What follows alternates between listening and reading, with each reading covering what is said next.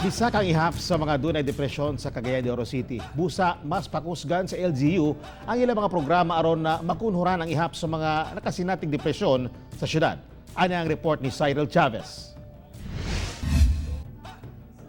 Nabalaka na ang Psychosocial Division sa CSWD sa Cagayan de Oro City tungod sa pagsaka sa ihap sa mga Cagayanon nga dunay depression.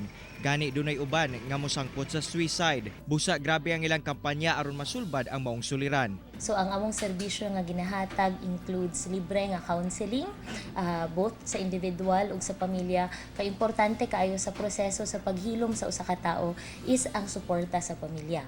Tambag sa mga eksperto labi na sa mga ginikanan nga kinahanglang bantayan ang mga anak ug kung adunay makita nga kabag-uhan sa ilang lihok gilayon silang pangutan-on ug paminawon ang ilang ginaagian. Sagad sa tawong adunay depresyon, makabati og loss of energy, pagbasol sa kaugalingon, kulang o pagpalabi sa pagtulog, kulang o sobra ang gana sa pagkaon, daw kawad-on og paglaom ug uban pa. Labi na atong mga ginikanan nga ilaha pong gahinan og oras ang ilahang mga anak.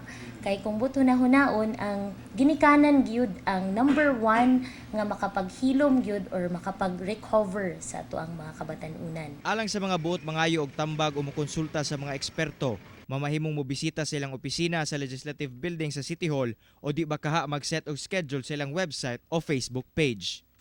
Kauban si James Yap sa kamera. Ako, si Cyril Chavez para sa One Mindanao.